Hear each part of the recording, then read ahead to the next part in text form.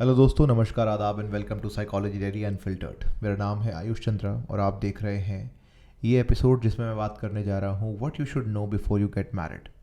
मैं एक government registered psychologist हूँ और बहुत सालों से रिलेशनशिप कोचिंग, थेरेपी और लोगों की मदद कर रहा हूँ एक बेहतर रिलेशनशिप को बिल्ड करने में। मैं खुद भी एक बहुत ही बेहतरीन रिलेशनशिप में हूँ जिसको मैं बहुत ही अच्छे से निभा रहा हूँ अपनी वाइफ श्रद्धा चंद्रा के साथ। और कई सारे पहलू देखे हैं रिलेशनशिप्स के, pre marriage counselling, during marriage क्या कॉन्फ्लिक्ट्स होते हैं लोगों के, और डाइवोर्स के टाइम पर भी क्या चीज़ें होती हैं इंसान के अंदर जो उनको मेंटल तौर पे परेशान करती हैं, पीड़ित करती हैं। अपने इसी अनुभव के साथ, अपनी सारी साइकोलॉजी की समझ के साथ, मैं आपको कुछ ऐसे फैक्टर्स पे ध्यान आकर्षित करना चाहता हूँ जो आपको देखना चाहिए अगर आप शादी करने के लिए सोच रहे हैं या आपकी शादी होने वाली है। देखो, शादी कोई एक नॉर्मल बंधन नहीं है। आपने शादी कर ली यानी कि बहुत सारी चीज़ें आपकी आपस में जुड़ने वाली हैं। इतने सारे कहे अनकहे, जाने अनजाने लिंक्स आपके आपस में जुड़ जाएंगे कि आप शायद सोच भी नहीं पाएंगे। लोगों को अक्सर लगता है कि भाई शादी हो गई, अगर ठीक नहीं लगा तो डाइवोर्स कर लेंगे। मैंने डाइवोर्स केसेस भी देखे, और एक डाइवोर्स नहीं, इतने डाइवोर्सेस देखे हैं कि शायद दो दो तीन तीन बार डाइवोर्स होकर भी मेरे पास क्लाइंट्स आते हैं, बात करते हैं, अपना दिल, अपनी इमोशन साझा करते हैं मेरे साथ, आगे के लिए सजेशंस लेते हैं कि आगे क्या करना चाहिए, and then they go forward with their life. इन सब के चलते ना बहुत सारी चीज़ें हैं जो एक साइकोलॉजिस्ट को अपनी सिर्फ किताबों से नहीं, एक्सपीरियंस के तौर पर भी समझ में आती है। Experience not from my own life but experience which I have had with my patients, my clients who have come to me, irrespective of gender. तो मैरिज का जो सिलसिला है, मैं आपको ऐसी 5 चीज़ें दिखाना चाहता हूँ, बताना चाहता हूँ, जो आप भी सोचें समझें before you step into the institution of marriage. तो पहला है, लव इज़ नॉट इनफ। लोगों को लगता है एक रिश्ता, एक शादी मतलब प्यार। देखिए, प्यार काफ़ी नहीं है। प्यार शुरुआत हो सकती है, क्योंकि प्यार भी कई तरीके के होते हैं। प्यार एक फीलिंग है, और फीलिंग्स की दिक्कत क्या है कि फीलिंग्स ना परमानेंट नहीं होती ह्यूमन ब्रेन के अंदर। ये मैं आपको एक साइकोलॉजिकल ब्रेन का पर्सपेक्टिव बता रहा हूँ।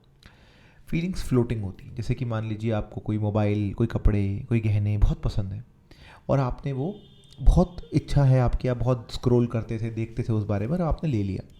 अब जैसे कि मेरे पास कई क्लाइंट्स आते हैं जो कि बहुत ज़्यादा बिजनेस में सक्सेसफुल हो चुके हैं, बहुत आगे बढ़ चुके हैं।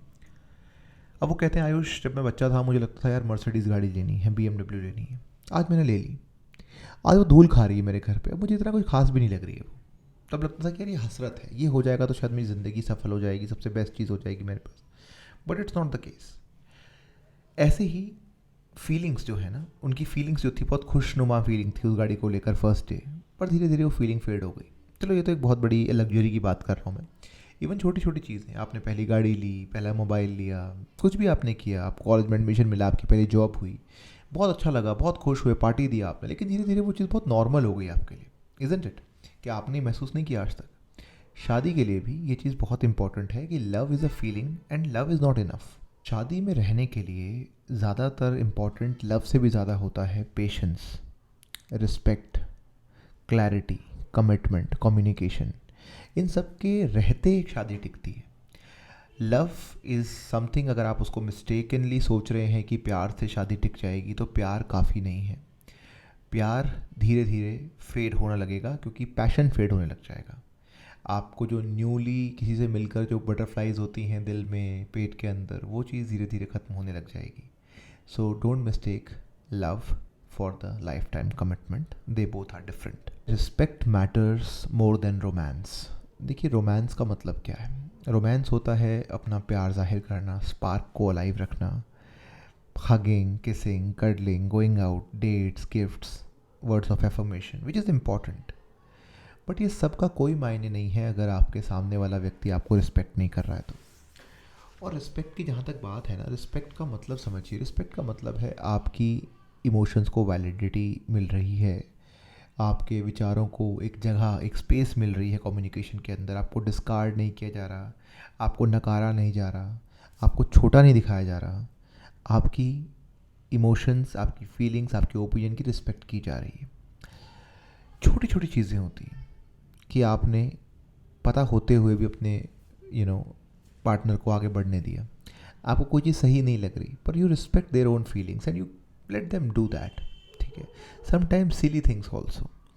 And that's a part of life. कई बार मेरी वाइफ को कुछ चीज़ें पसंद आ रही होती हैं, पर मुझे मेरा दिमाग कह रहा होता है कि नहीं यार, ये लॉजिकल नहीं है, फाइनेंशियली सही नहीं, डिसीजन नहीं है. But sometimes I let her be, and same she does it for me also. क्योंकि ये कोई बेवकूफ़ी नहीं है, ये है कि अपने पार्टनर को उसके डिसीजन लेने देना, चाहे बाद में गलत भी हो जाए. कई बार आप बच्चों को गलती करने देते हैं, इसलिए नहीं कि आपको मज़ा आ रहा है उनको चोट लग गई, इसलिए क्योंकि आप चाहते हैं कि ये सीखें, समझें. You respect their choice. Alright. So romance जो है ना, वो आता जाता रहता है, दे आर लाइक वेव्स. लेकिन रिस्पेक्ट नहीं है, इज़्ज़त नहीं है, तो फिर कुछ भी कर लो आप, कितना भी एक्सपेंसिव डायमंड रिंग दे दो या उनको दुनिया जहाँ की शोहरत दे दो, nothing is going to matter. And respect ना फेक नहीं होनी चाहिए. रिस्पेक्ट होनी चाहिए when you actually admire something about your partner. You know that this is one or two thing, or these are the things that you admire about your partner. You respect deeply these things about your partner. Like मुझे पता है कि मुझे अपनी partner में क्या चीज़ें पसंद हैं, उसकी क्या क्वालिटीज़ हैं, which you know makes me fall in love again and again with her. क्योंकि रिश्तों में ना मैं देखता हूँ कि लोग जब फॉल आउट करते हैं, जब डाइवोर्सेस चलते हैं, सेपरेशंस चलते हैं, they come to the therapy. I often see that they never had listed out, or they were never aware about the things that they like about each other. उनको बस initial phase, lovey dovey phase, तुम cute हो, तुम ये हो, तुम वो हो, में पसंद आती हैं चीज़ें, which is good. But they never develop the organic understanding of what actually they love about, what is the value that their partner is adding into their life. तो इन्फैचुएशन रोमांस से बढ़कर है respect, अगर genuine हो और अगर आपको पता हो उस बारे में कि what do you respect in this person. देखो, रिस्पेक्ट ना फेक नहीं होती.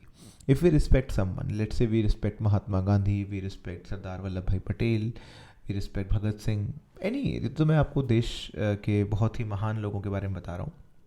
Any one, I respect my father, I respect my mom. You respect them for something. You don't respect somebody. Respect is something that cannot be forced. So, there's a very important question to ask your partner. What do you respect, about me? What are the things that you like and respect about my personality, about my life? What do you admire? And if they can answer this, actually that is coming from a deeper place of admiration, and this relationship is going to definitely be long lasting. And यहाँ एक deeper anchor है. तो ऐसे relationship का टूटना भी मुश्किल ही होता है और बहुत ही ऑलमोस्ट नामुमकिन सा ही होता है, क्योंकि लड़ाई झगड़े is a part, but these are the things that hold a relationship together. फिर आता है कि एक रिश्ते का सबसे इम्पॉर्टेंट पहलू क्या है, और वो है कम्युनिकेशन. अगर आप फिर आता है सबसे इम्पॉर्टेंट पहलू एक रिश्ते का, जो कि है कम्युनिकेशन. देखिए, कम्युनिकेशन की बात जहाँ तक हम करते हैं कि कम्युनिकेशन इज़ द रियल की. साइकोलॉजी, पूरी रिलेशनशिप साइकोलॉजी एक तरफ और कम्युनिकेशन एक तरफ. And I always love this one thing that I learn from one of my professors in my psychology days, college days, is that आप physically naked किसी के सामने हो सकते हैं, है ना, लेकिन इमोशनली नेकेड आप हर इंसान के सामने नहीं हो सकते. तो जब आप इमोशनली वल्नरेबल हो सकते हैं, अपने पार्टनर के साथ अपने फियर्स की बात कर सकते हैं, सेक्स की बात कर सकते हैं, अपने इनसिक्योरिटीज़ की बात कर सकते हैं, आपकी कमियों की, खामियों की बात कर सकते हैं, आपके सो कॉल्ड वीक लिंक्स की बात कर सकते हैं, तो फिर आप बहुत अच्छे से उनके साथ ज़िंदगी बिता सकते हैं. आप खुद सोचिए, कितनी अचंभे की बात है कि you want to live with somebody, you want to spend your life with someone, लेकिन आप उनके साथ बातें ही साझा नहीं कर सकते. आप जो खुद से बोल सकते हो, आप उनको नहीं बोल सकते हो. अगर that is the case with you, then don't expect this person to actually be committed totally and fully with you. लोग आपस में, मैं देखता हूँ, बात ही नहीं कर पाते, पासवर्ड्स नहीं बता पाते, अपने दोस्तों के बारे में नहीं बता पाते, अपने बैंक बैलेंस शेयर नहीं करते, लोग सैलरी शेयर नहीं करते. ठीक है. एंड कई बार तो मैं ये भी देखता हूँ कि जस्ट बिकॉज उनको खुद नहीं पता मैं क्यों नहीं करता. ऐसा भी नहीं कि वो हर बंदा चीटिंग कर रहा हो, because sometimes they say that I have learn this, मेरे डैड ने कभी सैलरी शेयर नहीं करी. तो क्या हुआ? You break the chain, you become vulnerable with your partner. अगर आपको भरोसा ही नहीं है तो आप इस रिश्ते में जा ही क्यों रहे हो? तो that is one thing, emotional vulnerability, communication. अच्छा, कम्युनिकेशन सिर्फ एक तरफा नहीं होता, रिसीविंग एंड भी होना चाहिए. यू ऑल्सो हैव, अगर I say if you have a mouth, you need to have ears, कान भी होने चाहिए सुनने के लिए. रिसीव करने के लिए। कभी कभी सच कड़वे होते हैं, लेकिन अगर आप धीरे धीरे एक्सेप्ट करोगे, सेफ स्पेस बनाओगे, दूसरे को ये एहसास दिलाओगे कि नहीं, I am there no matter what. मेरी वाइफ जो है रिलेशनशिप पे बहुत पॉडकास्ट वगैरह करती है, उनका एक फेवरेट बड़ा अच्छा उनका एक लाइन है, she says if your partner commits a murder, help them hide the body. हाँ, बड़ा अजीब डार्क है ना, help them hide the body, come back home and then slap your partner. इसका मतलब है कि आपका पार्टनर गलती करता है, लेकिन आपकी कमिटमेंट ऐसी कि ये तुम्हारा पार्टनर है, तुम्हें इसके साथ रहना है, तुम्हें इसके साथ जीना मरना है। You are one unit now.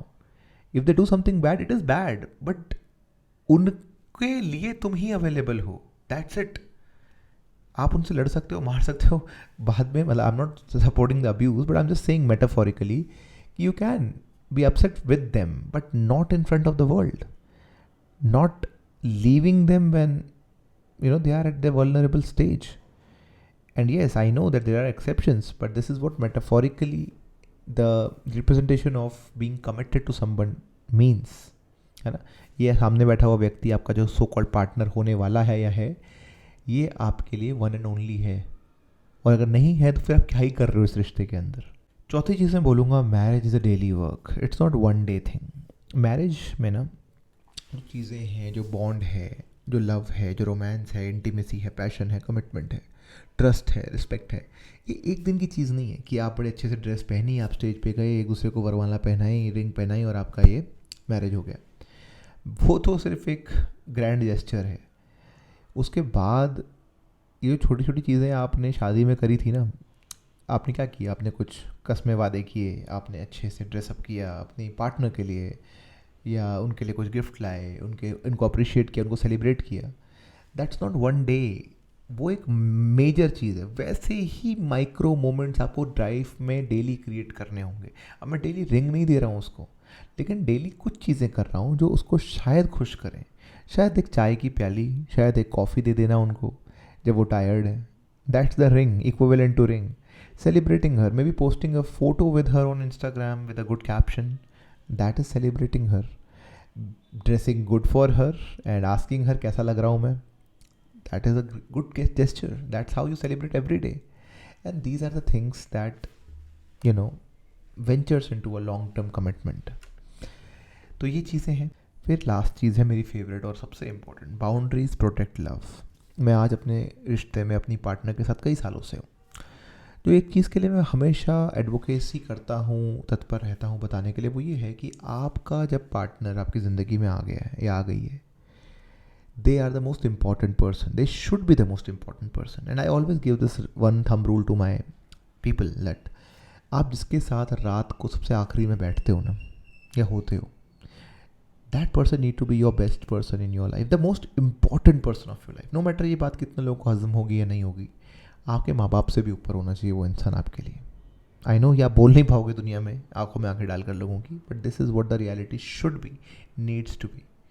अगर आपका पार्टनर आपके लिए सबसे इंपॉर्टेंट नहीं है, अगर आपके पार्टनर के ऊपर आपके दोस्त आ रहे हैं, एक छोटी सी example, if you are more excited to go on a boys trip, you are my friend doing something wrong. The happiest couple who I meet, they are most excited about having vacations or fun with their partners, and even including me. If you give me an option, I would choose my partner any day above anyone. Family, friends, anything. वक्त आपके partner के लिए ही है। अगर partner के लिए नहीं तो किसके लिए है? ये कमाई, ये सब कुछ करना, ये पैसे जोड़ना, बिजनेस एंड एवरीथिंग।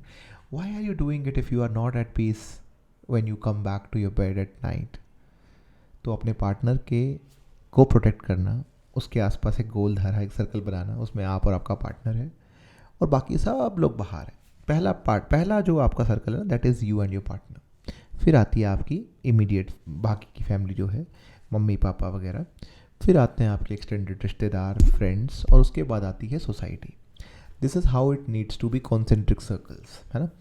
अगर आप इस तरीके से अपनी ज़िंदगी को बिताते हैं, अपने पार्टनर को प्रोटेक्ट करते हैं दुनिया से, एक सीक्रेट स्पेस बिल्ड करते हैं अपने लिए, आपका घर should be the best place, the safest place for you and your partner, that my friend will lead to a better life, a good marriage. All of these things are very important. कुंडली तो आप लोग मिलाते रहोगे, लेकिन ये चीज़ें जब तक अपने दिमाग में सेट नहीं करोगे ना, मैरिज वोंट वर्क। क्योंकि दुनिया में कई तरीके के धर्म, कल्चर, प्रांत, बहुत चीज़ें हैं, लेकिन ये जो मैंने आपको चीज़ें बताई ना, ये हर एक सिस्टम में एक जैसी है।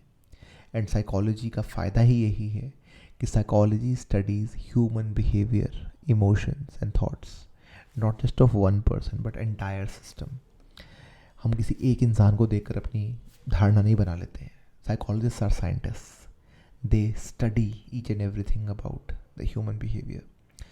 अगर आपको भी डाउट्स हैं कि मैं इस शादी में जाऊँ नहीं जाऊँ, क्या करूँ, do take help of a psychologist who understand relationships. And if you're going through a hard time in your marriage, which is a possibility of course, then also take help of a psychologist any day rather than taking help of friends or family, because family और friends हमेशा ही आपके साथ emotionally biased रहते हैं किसी ना किसी तरीके से। क्या वो आपका पक्ष लेंगे या आपकी पार्टनर का पक्ष लेंगे, या वो आपको नाराज़ नहीं करना चाहेंगे, सच्चाई भी नहीं बोलेंगे कि आप नाराज़ ना हो जाओ, आपके रिश्ते ख़राब ना हो जाए। लेकिन एक साइकोलॉजिस्ट को आपसे कोई वैसा रिश्ता लॉन्ग टर्म नहीं रखना है। उसको फ़र्क नहीं पड़ता कि आप बुरा मानो भला मानो, उसके लिए सिर्फ सच्चाई है, फैक्ट्स हैं, कुछ तथ्य हैं जो आपको बताना चाहेगा वो। अगर आप चाहते हो सच में एक अच्छी लॉन्ग लास्टिंग मैरिज, एक हेल्दी मैरिज, तो definitely take relationship therapy, counselling and move forward in your life. Even if you are going through separation, it's better to go to a therapist and make the process mentally smooth for you. Not going into depression, self-harm, hopelessness, helplessness. That's not what you deserve. मिलता हूँ अगली बार और ऐसे ही tips, techniques, psychological facts about marriage, relationship, sex. इन सब के लिए आप जुड़ सकते हैं साइकोलॉजी डेली अनफिल्टर्ड के साथ। Take care and keep beating your fears like a pro.